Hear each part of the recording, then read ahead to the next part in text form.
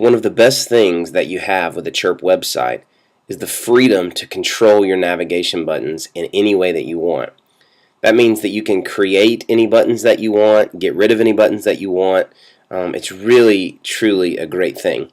So this video is going to show you how to manage your buttons and show you how to have that true freedom. So if we're looking at our control panel on our Pages menu, we see all of our main buttons: Home, About, Ministries, Media, Blog, Contact. We also see Church Info and Events.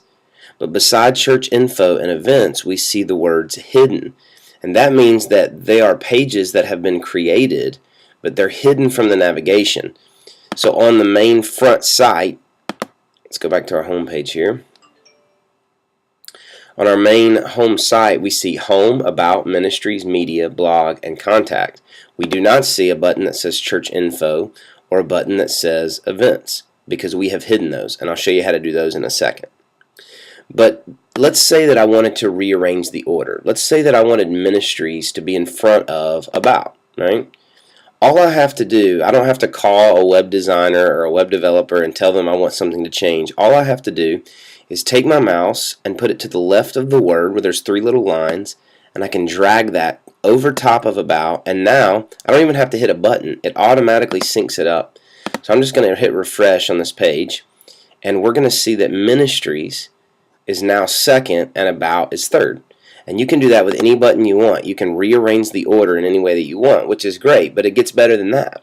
Because let's say that you don't want Ministries, okay? Let's say you want to add a Connect button, okay? You still want to have Ministries in the website, but you don't want to have Ministries up top.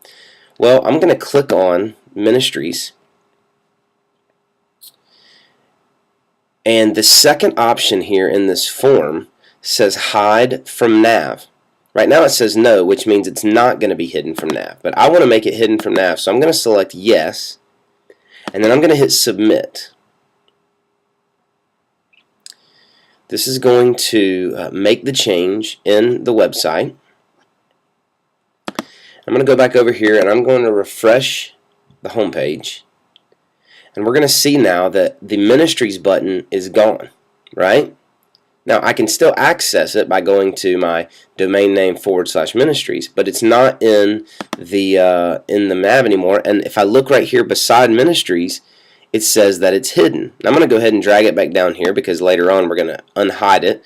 But let's say instead of Ministries, I wanted a button for Connect. Let's say I changed my mind, or we changed the vision of the church and there's a different structure, a different layout. I'm just going to go up here to Add Page, and I'm going to select Information Page. And if you need to know more about page types, you can watch the videos in the Getting Started section about understanding page types.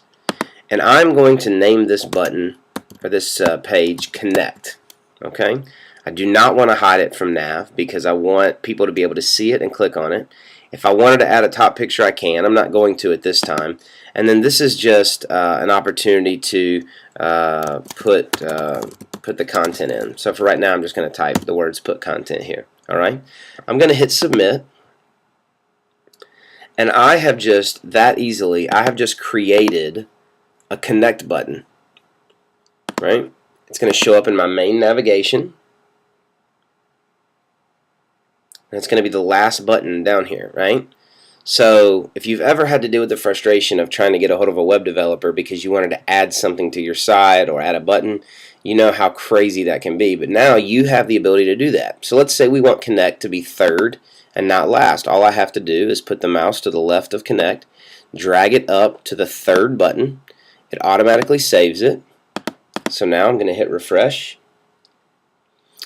and the third button is Connect.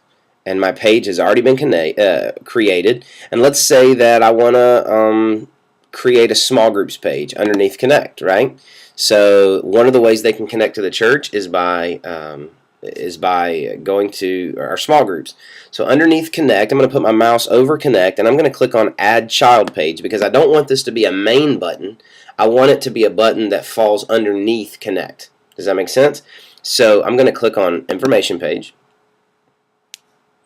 and I'm going to have this form, and I'm just going to title this Small Groups.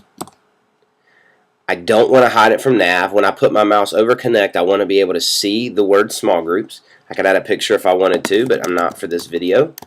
I'm just going to say small group content goes here. I'm going to hit submit.